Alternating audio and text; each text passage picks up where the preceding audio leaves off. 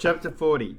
Pick, Lick and Flick. Now there are three things you have to remember about giant boogies. They are green, they are smelly, and most importantly, they are sticky.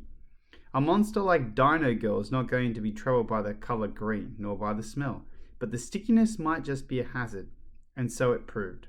Dino Girl was summoning all of her strength to hurl the boogeyman across the cave. But just like one of those sticky boogers that you pick, lick, and try as you might, you can't just flick. She could not get rid of the monster. Dino Girl swung Boogeyman above her head. Still, he remained stuck. Dino Girl swung him around and around in circles. Still, he stuck on like a limpet. Dino Girl jumped up and down. The entire cave shook. Rumble. Whatever Dino Girl did, she couldn't unstick the Boogeyman. Grrr, growled the half-girl, half-dinosaur in frustration.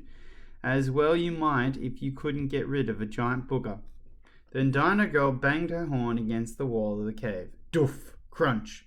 The cave wall began crumbling. No, Dino Girl, no! Ordered Doctor. But it was too late. The giant rocks began tumbling down on her.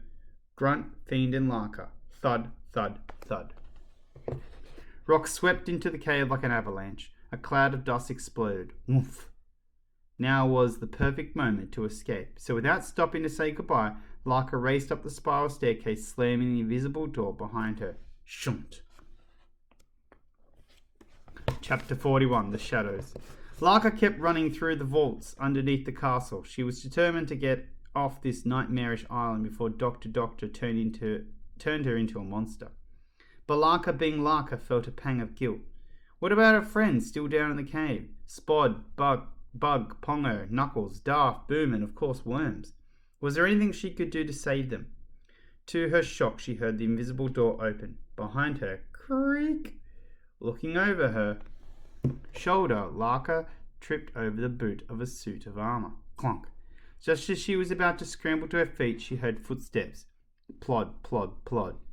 Looking up from the floor, she could see that a dust-coated Dr. Doctor was leading Grunt and the monsters in pursuit. The only thing Larka could do now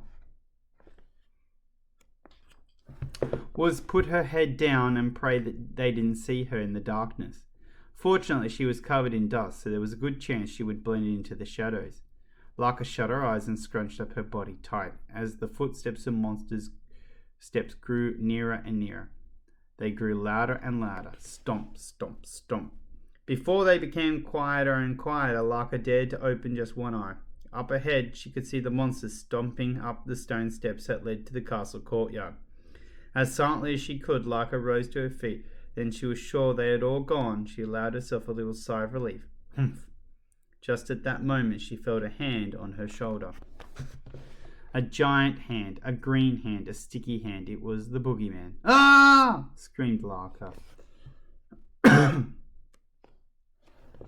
Chapter 42. Stuck Together. Boogeyman, get off me, pleaded Larka. But the monster brought down his other sticky hand on her other shoulder too. Grrr, he growled.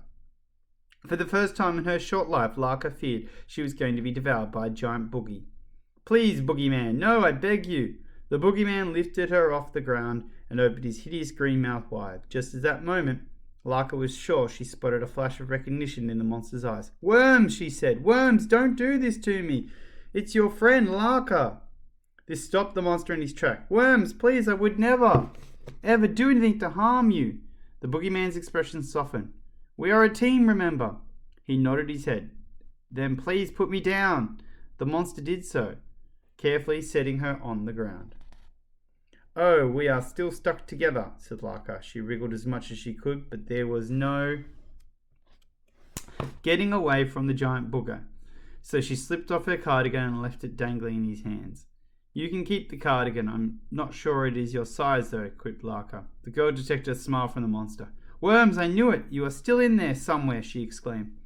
Larka opened her arms to give the monster a hug, but instantly thought better of it. She would only become stuck again. Worms, I need your help. I can't do it alone. I'm sure that together we can defeat Doctor and help all these children escape from the island. Will you help me? It was a struggle for the monster, but he just managed to say yes. You can speak. Now you're already a monster, so you have monster powers, but I don't. I'm going to have to make myself into some kind of superhero if I want to defeat this evil villain. Larka looked around the vaults. There was several jumble sales worth of junk down there. A sailing boat, globe, a bicycle with only one wheel, a broken heart, biscuit tins, croquet mallet, roller skates, one ski, a rusty old tin bath, a toilet chain. Doctor and the band of monsters will be back soon enough when they realize I'm not up here in the castle, exclaimed Larka. Let's grab everything we can and hide out somewhere. Shed, suggested the boogeyman. It's in 100 pieces bobbing around in the sea, remember? Your room? That's the first place they'd look. I know. Doctor's science laboratory. She'll never think I'd have the cheek to hide in there. Grab everything you can. The boogeyman, being a sticky monster, could grab rather a lot. They raced up the stone steps, both of them clutching armfuls of junk. I'll need a name, though, said the girl. It's not fair that everyone's got a dead cool name except me. Chapter 43, Gadget Girl. So hiding out in Doctor's science laboratory, Larka and the boogeyman set to work on creating her a superhero outfit. Now it was way past midnight. Lessons had long since ended, and everyone else would be in bed. The stained glass window of Dr. Doctor loomed over them as they went to work. The wonderful thing about being in the laboratory was that Larka and the boogeyman now had many more toys to play with. Not just everything they'd swiped from the vaults, but all the weird and wonderful equipment in the laboratory too. In no time, Larka looked something like a superhero fit to take on a band of monsters. A homemade superhero, but a superhero all the same. She had biscuit tin for helmet, safety goggles, 2 old toy sails attached to her back as wings, a tank of gas, a wooden globe in one hand and a croquet mallet in the other, a dustbin, red rubber gloves, toilet chain, roller skates, and a big bag of salt. As she made the finishing touches on her superhero outfit by placing a biscuit tin on her head, Larka looked at the reflection in one of the glass cabinets. Ta-da! She exclaimed. What do you think, boogeyman? The boogeyman shrugged. From his sticky green expression, you could tell he thought the girl looked rather silly. Come on, this is cool. The roller skates and air tank combo means I will zoom around at the speed of light away from the giant jelly. What about Shark Boy? Asked the boogeyman. What do you think these are for, bozo? Said Larka, waggling the sails from the model boat. Wings to fly. What is that for? He asked, pointing at the globe. This will knock out all the atomic amoebas in one go. They will fly like Skittles. This bin will protect me from the flames of Meteor Man. And what do slugs hate? The boogeyman thought long and hard about this. Rude waiters? No. Look. Larka showed him a big bag of salt. Salt, exclaimed the monster. We've got there. Why the biscuit tin on your head? I would like to see the half-human, half-dinosaur dino girl get through this, he said, clonking it. Clonk. Larka clonked a little too hard and the biscuit tin crumpled. Crunkled. Ouch, this tin is thick enough to protect pink wafer biscuits. It can surely protect the giant brain of, wait for it, drum roll please. Gadget Girl! There was silence. Well, do you like my superhero name? She asked. The boogeyman shrugged. It's way cooler than Boogeyman, declared Larka. The boogeyman rolled his sticky green eyes, but before they could get into an argument, the girl heard monster steps in the hallway. Stomp, stomp, stomp. It's them, she hissed. Chapter 44. Stomp, stomp, stomp. The monster steps stopped when they reached the door of Dr. Science laboratory. Larka gulped in fear. The monsters were so close she could smell them. There was only one way to do this, she whispered. How? Asked the boogeyman. Together. Just then there was a terrific noise as the door began to be bashed in. Bash, bosh, bish. Larka skated to the far end of the classroom and beckoned for the boogeyman to follow her. Still the doors suffered a pounding. Did you lock it? Whispered Larka. The boogeyman shook his head. She called out, The door's open! At that moment the door and part of the walls surrounding it fell into the laboratory. Crash! Standing in the doorway were Dr. Doctor and her trusted psychic Grunt, with Fiend on the course perched on his head. All 6 of the monsters that the pair had created loomed behind them. Doctor smirked and she saw the girl all dressed up. Who on earth are you meant to be? She purred. Gadget Girl, announced Larka. Trembling, aren't you? Not even a tiny bit. Trembling on the inside, I bet. You can run away now if you like. Now Grunt, Fiend, and all the monsters were snorting with laughter too. Ho, ho, ho! Hiss, hiss, hiss.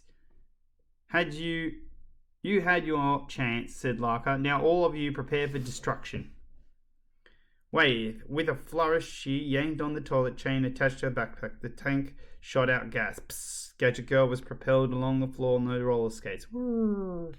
Slower than a snail. You'd be forgiven for thinking she wasn't moving at all. The sound of the gas escaping from the tank was tragic too. It sounded like a bottom burp leaking from an elderly elephant. Oops, said the boogeyman. Oops is the word, agreed Gadget Girl. Now you must prepare for destruction, announced Doctor. Monsters, obliterate them. The atomic amoeba was splitting in half again and again and again until there were hundreds of them. There were so many that they blocked the doorway, and there was no chance of escape. The giant jelly was bouncing not just up and down, but from side to side too. The monster was bouncing so hard that the dust and debris were exploding off the walls. Boink, boink, boink, crunch, kaboom, crunkle. Dinago roared and lifted her horn high in the air. Roar! The slug monster began sliding across the wall. Lighting up the wall was Meteor Man. The scorching heat of the fire red blast was so intense it felt as if it could set the whole castle ablaze. Swishing through the air overhead was the terrifying sight of the flying killerfish Shark Boy. Sometimes when faced with grave danger, the best policy is to run away. Really fast. Run away as fast as you possibly can. That is exactly what Larka did. However, she must have forgotten she had roller skates on, because when she tried to run, she began rolling out of control. She cried as she crashed straight through the huge stained glass window of Doctor. Shadow. Slow down, Chapter 45. My window, shouted Doctor. Monsters after her. Hiss, hissed Fiend, digging her razor-sharp claws into Grunt's big bald head. Grunted Grunt. This didn't sound like a yes or a no, it sounded like a yelp of pain. The band of monsters began scrambling to get through the broken glass window. First, thinking fast, the boogeyman leaped up over the ledge and like a giant splatter of snot covered the frame. You have to get through me, shouted down the boogeyman. Looking as smug as he could look if he were a giant boogie, the monsters hesitated, no doubt remembering what a sticky mess they found themselves in down in the cave. Attack! Yelled Doctor. Fiend lifted her paw in the air to lead the charge. Hiss! All at once, Grunt, Fiend, and the 6 monsters surged towards the boogeyman. Squelch, and instantly all became tangled up in one big green gooey mess. Together they tumbled out of the window and fell to the ground. Dumph! Larka landed upside down in a hedge, her roller skates poking out at the top. She could barely believe her eyes when she saw all 6 monsters, Grunt and Fiend, tangled up together in the giant boogie like one huge monster. After this giant monster rose to its sticky green feet, it towered over the girl, casting a long dark shadow from the light of the moon. Now standing at the window to her laboratory was Doctor. Behold, she cried triumphantly, my mega monster! The Monster to End All Monsters, Chapter 46. The Mega Monster was the monster to end all monsters. It had 3 heads on top, one that was of a shark, one of a boogeyman, and another of a dinosaur. The shark and dinosaur heads were roaring and snapping away at the air, no doubt furious that they were now gummed together by a giant boogie. One of its arms was the atomic amoeba, who was of course multiplying rapidly. The other arm had become entangled with Meteor Man and was blazing as hot as the sun. The belly of the beast was the slug monster, twisting and turning as it tried to escape. As for the boogeyman's legs, one side was now entwined with Grunt, just where the kneecap might be as this big bald head. If Grunt looked livid, Fiend was fuming. You've never seen a cat so hopping mad with anger. The list of cat hates is long. Baths, big dogs, lawnmowers, fireworks, being dressed up to look like a baby and paraded around the park in a pram. Deep snow, being given any kind of medicine, curdled milk, being stroked one too many times, other cats. But there is nothing they hate more than being boogified. A real word you will find in the world's greatest but overpriced reference book, the Williams Dictionary. The other green slimy leg ended in the most surprising way, not with a foot but with a jelly. A giant jelly, to be precise. Now, my mega monster, destroy that wretched girl, ordered Doctor. Laka tried to untangle herself from the hedge, but being upside down made it almost impossible. Her roller-skated feet might be waggling out of the top of the hedge, but her body was entangled by the branches. As much as she fought against them, Laka couldn't set herself free. "Stop!" she shouted. Shouted the boogeyman, trying to hold himself of all the other monsters back. The problem was that even though they were stuck together, they didn't know how to work as a team. They were pulling every which way, snarling and snapping at the night air. The mega monster stumbled forward. Thud. It was so heavy that the force of the ground launched Laka out of her landing spot and into the air. Whoosh! She landed on her back with a clunk, clunk. It was hard for Laka to move in her Gadget Girl get-up. It was so cumbersome for a moment that they lay on the ground with her arms and legs waggling in the air like an upturned beetle. "Ah!" she cried in frustration, but she just managed to roll herself over onto her front. However, just before she could scramble to her feet, she felt herself being plucked off the ground. The atomic amoeba had the girl in her many, many clutches. She raised Laka into the air as Laka passed by the slug monster. She tried to hurl a handful of salt at him, but instead she just managed to get it in her own eyes. Ouch! Still, the atomic amoeba pushed Laka higher and higher into the greater and greater danger. Now she was level with the heads at the top of the mega monster. Gulp! The boogeyman was in the middle with the Shark Boy and Dino Girl. On either side, the poor boogeyman was being bashed again and again by the shark and the dinosaur. Those two monsters were fighting to see who could gobble up the girl first. Snap! Grrr! "Use weapons," shouted the boogeyman, "but they might harm you." The boogeyman shook his head. "Don't worry about me." So Laka threw the globe into the shark's mouth. Even for a beast like that, a huge wooden globe was too much to swallow. Despite having teeth as sharp as 25 samurai swords, he just couldn't crunch down on it. It was like when a small child goes into a sweet shop and asks for a Godstopper as big as their head. It might just fit in their mouth, but there is zero chance of them swallowing it. Just as Dino Girl was smirking at Shark Boy's misfortune, she was met with a clonk of a croquet mallet on her head. Clonk! It knocked the dinosaur out cold. "Yes!" exclaimed the boogeyman, his face stuck between the chomping shark and the now snoozing dinosaur. "Ha ha!" cried Laka. But if Gadget Girl thought she had the upper hand, she was mistaken, because she was about to be attacked from below. Chapter 47. The Beast from Below. "Yow!" cried Laka in agony. Fiend had sunk her fangs through her roller skate and into her foot. The pain was eye-watering. Her foot felt like it was on fire. She swung herself away from the beast only to find herself in the clutches of Meteor Man. Now, after feeling that her foot was on fire, her foot really was on fire. "Woof! Yow!" she cried again. The atomic amoeba swung Laka round and round and round until she was nothing but a blur. Blur. Then she let go. Whoosh! Laka shot up in the air. She skimmed her head on the poor pelican chained to one of the turrets. Squawk! "Sorry," she cried as she shot higher and higher into the sky. Whoosh! Then there was the strangest sensation. Laka could feel herself slowing to a stop. The only way was down, then began falling at high speed. Ah! Whizz! Now was the real test of the Gadget Girl costume. Would she be able to fly? Laka opened her homemade wings, which she'd made from old model sailing boat. Instantly she began gliding through the clouds. Gadget Girl was flying! "Ha ha!" she cried, the breeze cooling her hot feet. "Shoot her out of the sky," ordered Doctor from the window of her laboratory. In a heartbeat, Meteor Man hurled red-hot balls of fire into the sky. Zoom, zoom, zoom. They sizzled as they skimmed past the girl. Sizzle! The disaster struck. One of the fireballs hit Gadget Girl's wings. Laka looked to her side to see flames devouring one of the sails. Before she could say, "Oh, pooh," she found herself spiraling down through the sky. With only one wing and the other on fire, it was impossible to control her speed. Using her arms as wings, she could just about set a collision course.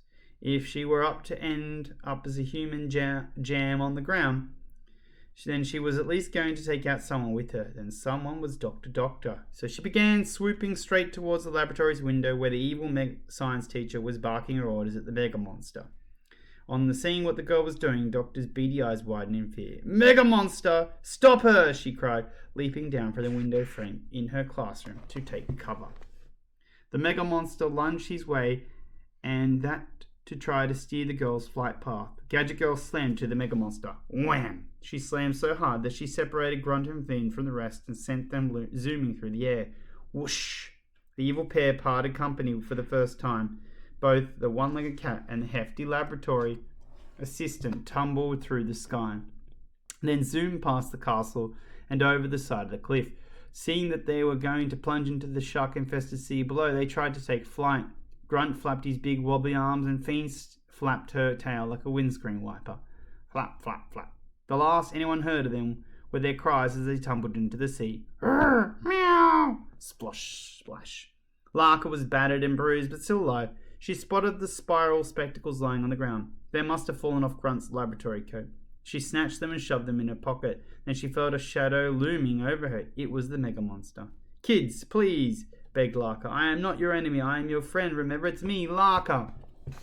The Mega Monster hesitated for a moment. If we all work together, then we can defeat the real monster. Doctor, she declared. Spod, you told me that it was every kid for themselves at this school. Well, if that really is the case, then there is no chance. Evil will triumph over good. But I'm sure we can be powerful if we all learn to work together. As a team. Isn't that right? Spod. The slug monster stopped moving. You are in there somewhere, I know it, Spod. My very first friend at this school, but certainly not my last. Spod, are you there? And don't say dunno, Larka spotted the slug monster. Yes, it's me, you gentle giant, you. Be the first to turn good. Dunno. Now, don't say dunno. The slug monster thought again. Yes! Yes, exclaimed Larka. 1 down, 5 to go. Bug, I know we got off to a bad start, but I promise I will never mention that you shoved toenail jam in my face ever again. That was funny, said Meteor Man. I guess it was, Bug. Will you be a part of our team? Yes! Yes, cried Larka, now turning her attention to the giant jelly.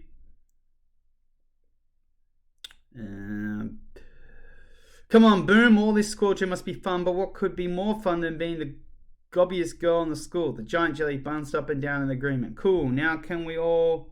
Come on, the rest of you, shouted Spod. Knuckles, Pongo, Duff, let's do what this new girl says. Let's finally work as a team. What do you say, asked Larka. But before she could hear the answer, she found herself flying backwards through the air. Whoosh! She flew all the way back towards the laboratory, stopping suddenly with a hard clank. The dustbin that she had round her middle had become sucked to the powerful electromagnet. Doctor was at the controls. It was her most precious piece of equipment from her science laboratory. Not so clever are we now, Gadget Girl, purred Doctor. The evil teacher flicked a switch, turning the electromagnet off. Larka tumbled to the ground. Doof! Now goodbye forever. With that, Doctor shoved the dustbin round Gadget Girl's middle as hard as she could. Clunk! Larka began rolling at speed towards the edge of the cliff. Trundle! There was nothing that she could do to stop. She bounced off a rock. Doof! And careered off the side of the cliff. Whoosh! Ah! Cried Larka. Alright, we're going to end it there for now and finish this next reading. Bye for now.